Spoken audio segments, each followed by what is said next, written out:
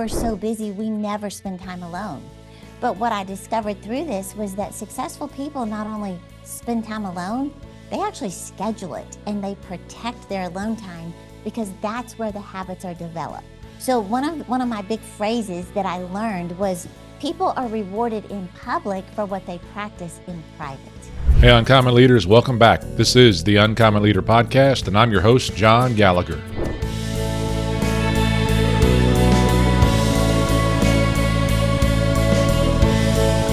Terri Savelle Foy, it is so great to have you on the Uncommon Leader Podcast as a guest. How are you doing today? I'm doing great. It's an honor to be with you. Well, I'm looking forward to it, and we're going to get a chance to talk about your book, The Alone Advantage, and we'll dive into that pretty soon. But I want to ask you a question that I ask all my first-time guests on the podcast, and that's to tell me a story from your childhood that still impacts who you are today as a person and as a leader. Ooh, boy, you really got me with that one right off the bat. Right in. You? Yes, I don't wait. Well, okay, the thing that stands out to me the most would be from my dad, who's a minister, and him teaching me, because one time I wasn't feeling good and I was asking him to pray for me. And I remember my dad prayed for me, but he said, there's going to come a day when you can't always rely on your father's faith to get you where you want to go, to get results. You got to learn to pray for yourself. And that stuck with me. I was seriously about 5 years old, and I still remember that I've got to learn to pray for myself and have my own relationship with God. So that just came to me. But Well, good. I'm glad it came to you that, and I appreciate that story. And I think it informs a little bit more about who you are. And I will have introduced you. I mean, it's going to be kind of fun on the podcast. But look, we're here today. I could go down so many different paths. We're here today to talk about your new book that sits right over there behind my shoulder, The Alone Advantage: 10 Behind-the-Scenes Habits That Drive Crazy Success. I have enjoyed working my way through your book. And I want to talk about, ultimately, who did you write this book for, and why write it now? You've authored many books. What brought this one out right now? yeah, I heard someone say that you are most powerfully positioned to help the person you once were. Have you heard that before? I'm going to cross that question off my list right there. Yeah, Rory Vaden said that. Absolutely. Brand Builders Group. Yes. Absolutely. Yes. Yes. And I think, okay, who I once was, I was a girl in a rut, didn't know what my dreams were, didn't know if God had any big dreams for me, just living day to day with no clear vision or goals, and also very insecure, didn't have a lot of confidence in what I felt I was supposed to do with my life. And so I'm speaking to that person who is at that place going, what is my purpose? How do I discover it? How do I build my self-image and set goals and go after them? I can show you how to do that. That is so cool. And I mean, when I think about that as I go forward, that person was you, right? I mean, you write Yes. this almost, and it feels like you write it to yourself. When I read the Yeah. book, I feel like you were talking right to me as well in terms of some of the things that go forward. We'll dive into those habits here in a little bit. When you think about the implementation of those habits, and you think about, I'll use the term, the simplicity of them, not the simpleness, but the simplicity of some of those habits. As Yeah. leaders today, as humans, as those who are trying to grow, what are the things that prevent us from putting these things in place? What do you see as the barriers when you talk with individuals? I think we get so overwhelmed and we're so busy anyway that we never make time to establish these habits. If you had told me years ago I was going to write a book called The Alone Advantage, I would have been like, you're crazy. That's called solitary confinement. That's punishment. But I discovered that is the problem. We're so busy, we never spend time alone. But what I discovered through this was that successful people not only spend time alone, they actually schedule it and they protect their alone time because that's where the habits are developed. So one of my big phrases that I learned was people are rewarded in public for what they practice in private. So it's what we do behind closed doors that leads to success in front of the crowd. So I believe it's scheduling time to be alone, very simple, very practical, not getting overwhelmed with this. And from reading the book, you can tell I'm very practical. Mm-hmm. Step 1, step 2. So Well, schedule it. so where do you have individuals start? Where do you have them start when you're working with them? Well, I like to say it like this. So from my life, of course, most of our big changes happen when we hit our own version of rock bottom. And mine happened in 2002 when I was separated from my husband. I'd been living paycheck to paycheck, no dreams for my life, no money in the savings account, paying my car note and my credit cards every month. And I was my rock bottom where what am I going to do with my life? Like, where do I go from here? I flew to New Orleans and to visit with a friend, and her father, who's a minister, he spoke 4 words to me that just changed the whole course. He knew what I was going through, and he just said, you work on you. Stop looking at everything around you. Stop looking at your husband's problems. He said, you work on you. So I got home from that trip and I started listening to Joyce Meyer. And I heard her make this statement. She said, God will change your circumstances. I thought, oh, thank you, Lord. She said, but he'll change you first.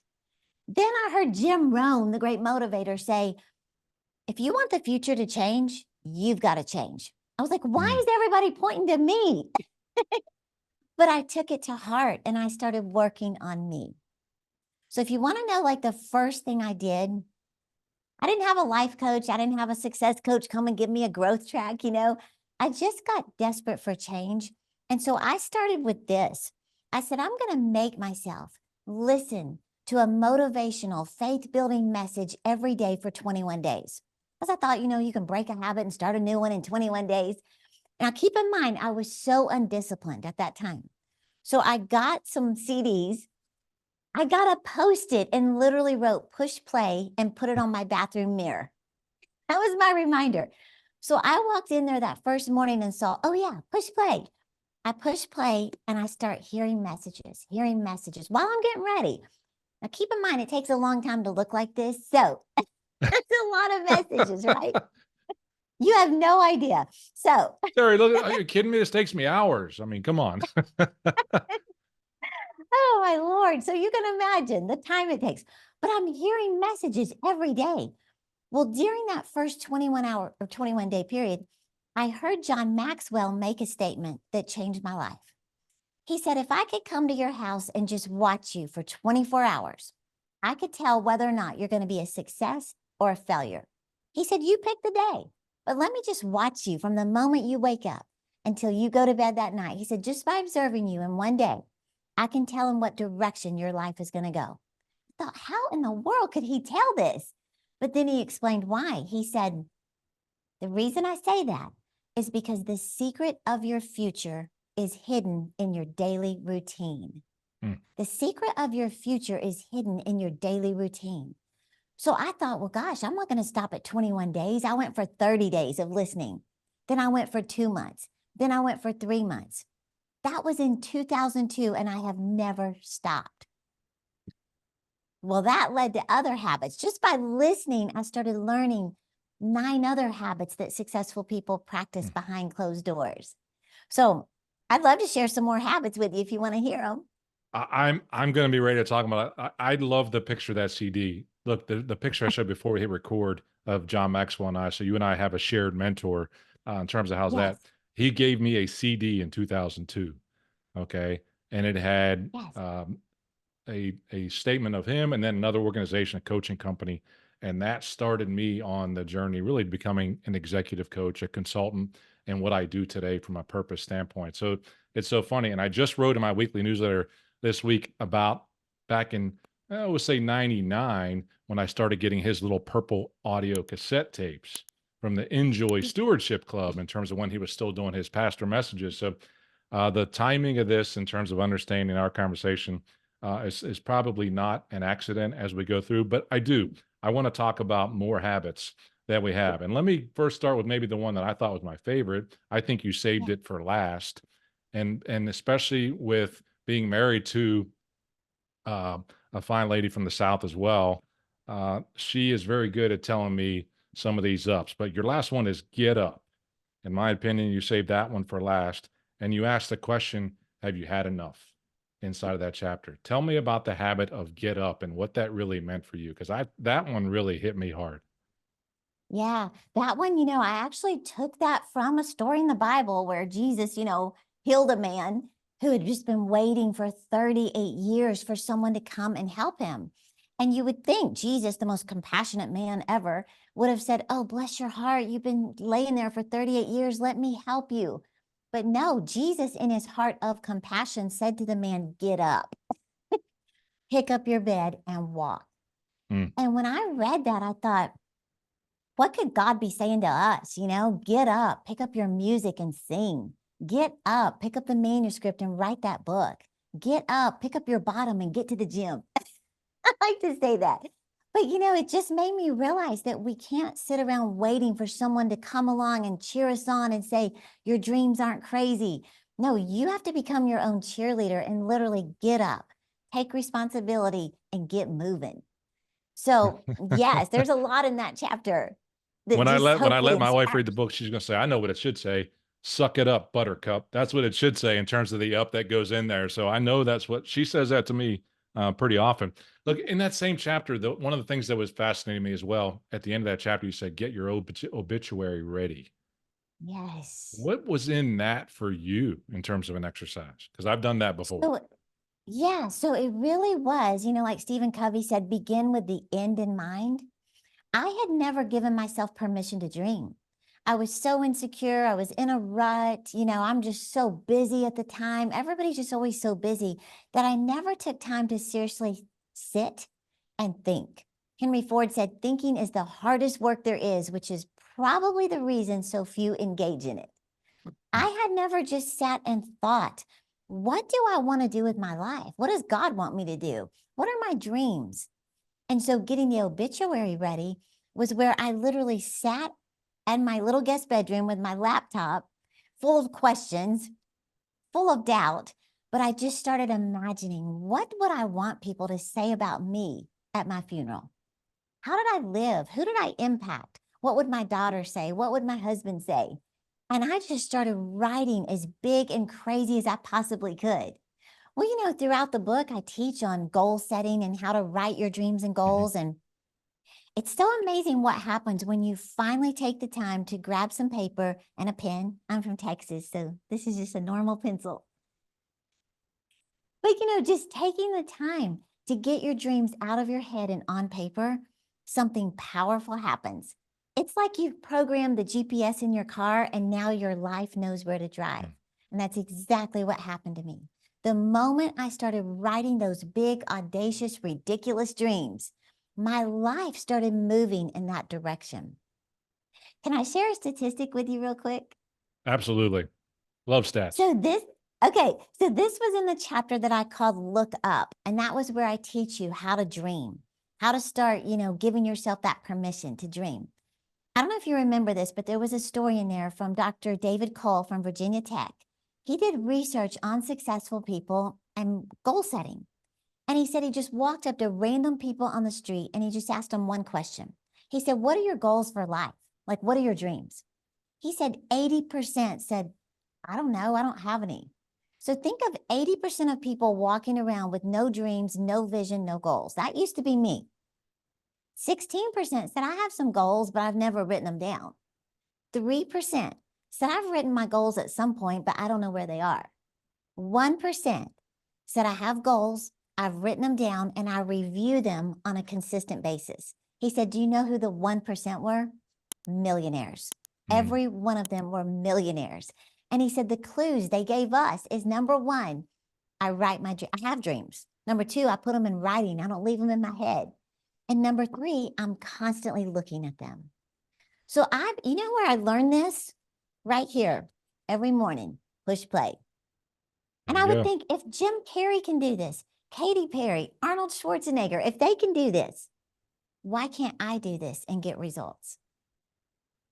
It's amazing how the habits build on each other. Just by getting up in the morning and listening to messages, you start learning things. If successful people can do this and get results, then I'm going to do it. And then I would find out Katy Perry and Oprah and Conor McGregor didn't come up with this. It came from God's word. He said, write the vision, make it plain. So yeah, the obituary, that's a game changer.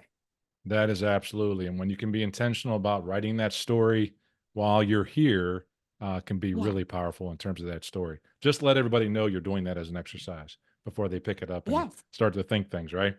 And so that's right. another habit then, and you touched this reminded me as you said it was grow up. And you talked about the announcement that you made when you graduated, said you were done studying, you were done reading and all those things. I love that story about grow up.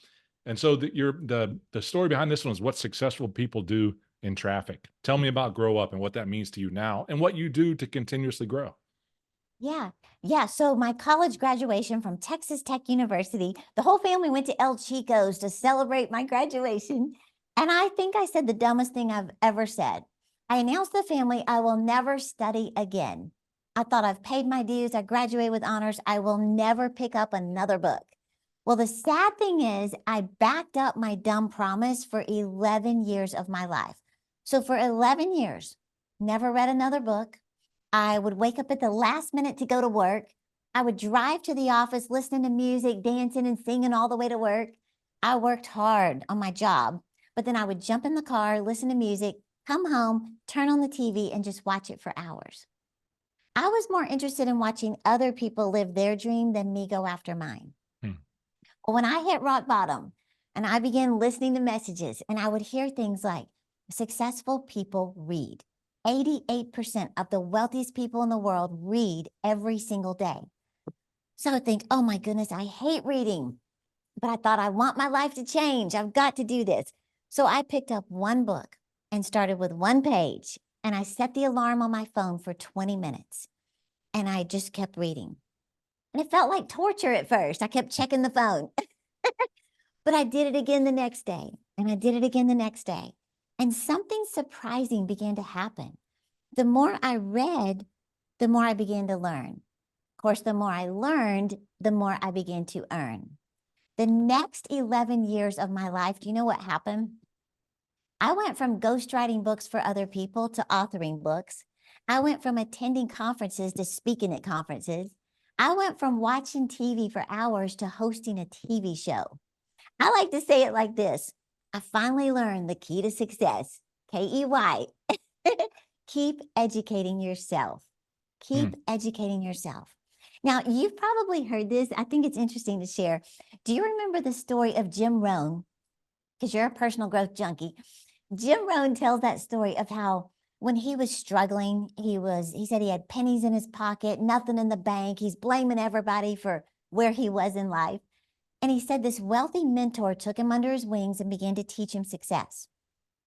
First thing he said was, Jim, what you have at this moment in your life, you have attracted by the person you've become. He Hmm. said, if you don't have much, perhaps you haven't become much. Now that's pretty offensive. That's just straight in your face. So Jim said he held up his paycheck to that wealthy man and he said, you don't understand. This is all they pay. His mentor said, nope, this is all they pay you. He said, they pay others more, but this is what they pay you. But then he began to teach him. He said, Jim, don't wish it was easier, wish you were better. He Hmm. said, don't wish for less problems, wish for more skills.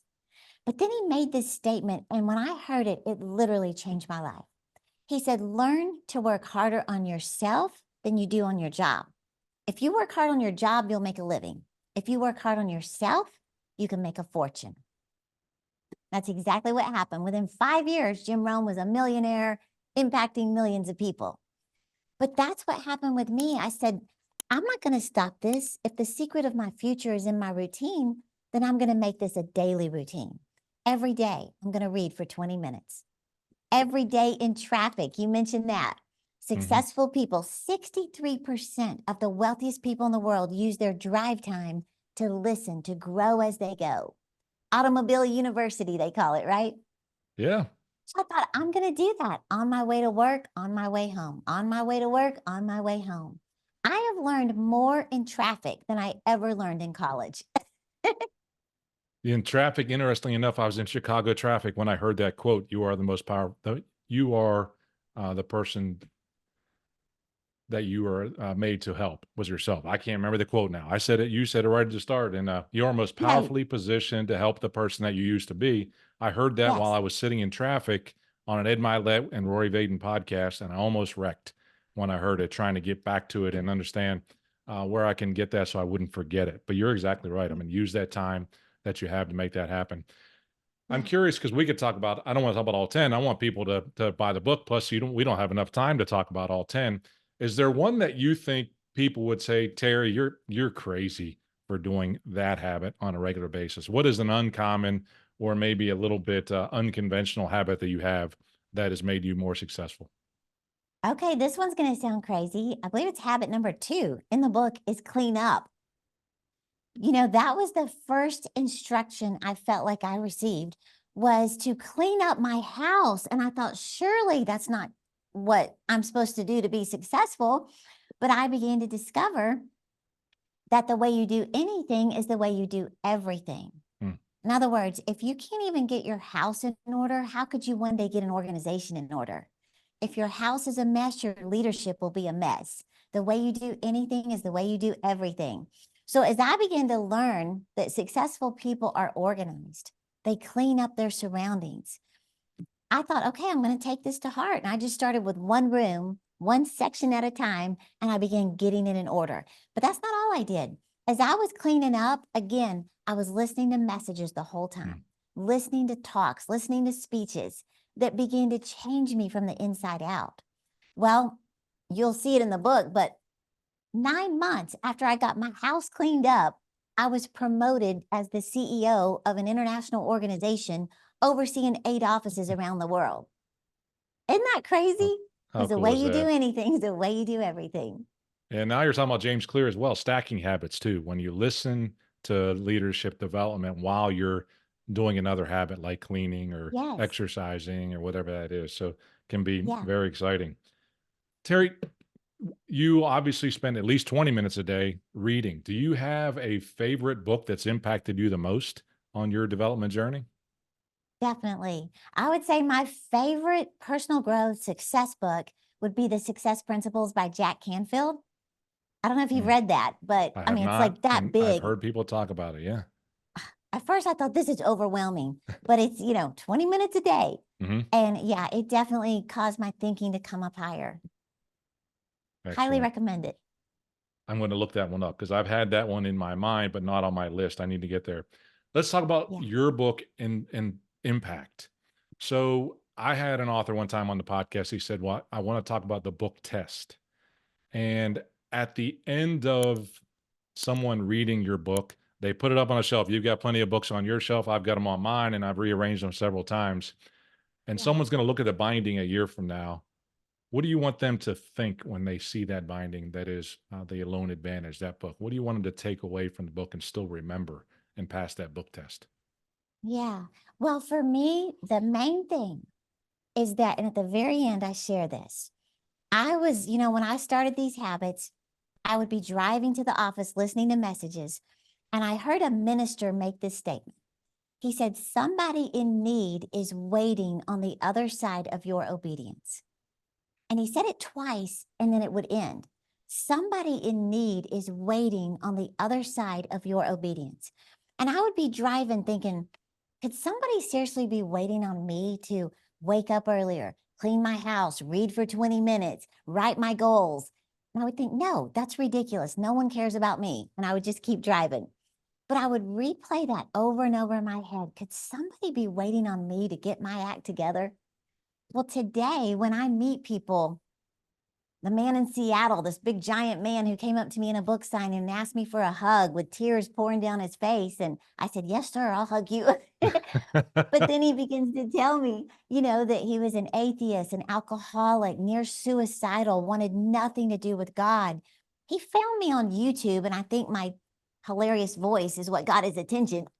But he just changed his whole life, and his family was there with him, and they're, crying and hugging me. And I think somebody was waiting for me to start these habits because it would impact their life.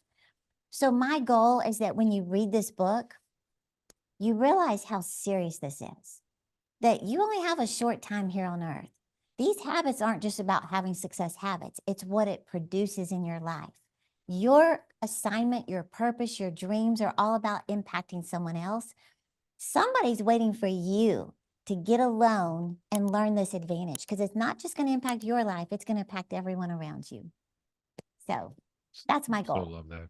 Thank you very much for sharing that, Terry. That was awesome. And I know folks are going to find value. Folks, get out there and get that book. Terri, where do folks learn more about you? How do they connect with you?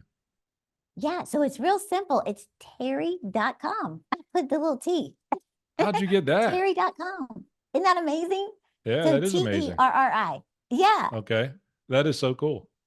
Yeah. And we And they'll have a find all that YouTube channel, information lots of about you. Well, I know, again, I was watching a video, so Instagram will put some links, but Terri.com is where they can find everything about you. I want to ask you something fun. And yeah. again, partly like I had a question here to ask you.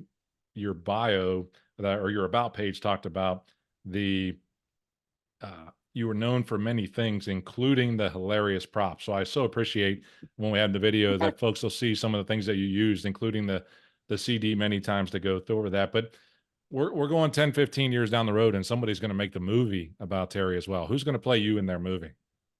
Oh, I'm kind of thinking Reese Witherspoon because I have a little bit of Elle Woods, Legally Blonde in me. Mm-hmm. Bless your heart. I Let's can go with understand Reese. that. Absolutely. No doubt about it. That's so cool too. Reese, we came about that pretty quick. Terri, what role has faith played in your journey? I mean, It's it's clearly through the everything. book. It's everything. It's everything. Bible says it's impossible to please God without faith. So I believe faith is what obviously moves mountains. Faith is what causes impossible dreams to become possible. And what's interesting, because we've really emphasized this today, when I hear about people doing impossible things and I go, well, how do I get faith like that? Well, God gave us the solution. He said faith comes by hearing Mm. and hearing by the word of God. So for me, every time you push play, faith comes and fear goes. Faith comes and fear goes. Pretty important to me. Very important. Terri, you've been very gracious to share your time with the listeners of the Uncommon Leader podcast today. I just really have one more question, one I always ask folks. And I think you've probably said many of these things already, but I'm going to give you a billboard. You can put that billboard wherever you want to. If you want it to be down there in Lubbock, near Texas Tech, or for all those folks to see, those Red Raiders to see down there. I'm a West Virginia Mountaineer, by the way. So, you guys have had the best of us over the past few years and going forward. But what message do you want to put on that billboard, and why do you want to put that message there? Mm. I always say when the vision is clear, the results will appear. Hmm. I want people to get so crystal clear on their vision, their assignment, their purpose, that there's not a chance they wouldn't fulfill it. So when the vision is clear, the results will appear. And of course, I'm the cheerleader of dreams, so I'm cheering you on to live your dreams. Excellent. Terri, thank you so much again for being such a gracious guest on the Uncommon Leader podcast. I know folks are going to find value in the message you had to share, and they will when they get your book as well. So best wishes to you. Thank you so much. This was such a privilege. I appreciate it with so much joy, and I believe this book will impact many lives.